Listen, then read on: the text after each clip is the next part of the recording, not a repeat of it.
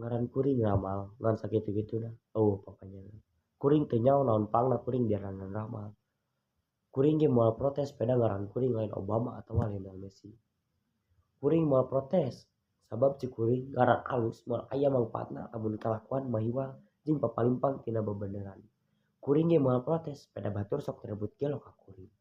Padahal cek rasa waras kuring teh. Cek kuring jejeg kuring teh. Batur wae sok direbut otak miring atawa kurang sandan ka kuring. Padahal kuring mah ajeg teu miring teu sing. Padahal cek kuring loba anu leuwih gelo tibatan kuring. Anu gelo mah tuh anu sok malingan duit nagara. Anu gelo mah tuh anu resep ngagajag harta jeung ngarebut hak rakyat. Nu gelo mah tuh pamimpin anu norek tara ngadenge rakyat anu ngajerit teu bisa dahar.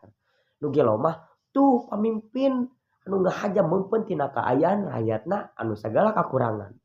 Nu gelo mah tuh pamimpin nu teu bisa mimpin. Nu gelo mah tuh pamimpin anu lakuna lain turutaneun. Teu gampang deuleu jadi pamimpin teh. Gede deuleu tanggung jawabna jadi pamimpin mah.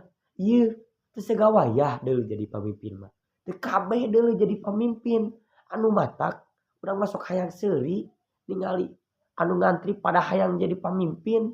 Nu matak kuring sok hayang ngabarakatak lamun aya nu tetere jalan hayang jadi pamimpin teh.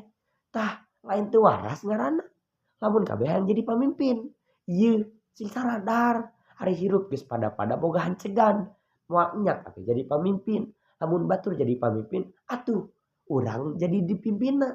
Apan salat ge aya imam aya jadi imamumna. Jadi rakyat ge lamun bener jeung bageur mah apan leuwih hade darajatna tibatan pamimpin anu kacrut.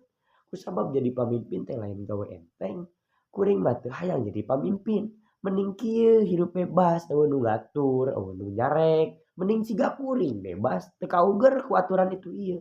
Nu matak lamun hayang hirup teu manina lepas tina sagala kasusah hayu hirup siga kuring. Salam.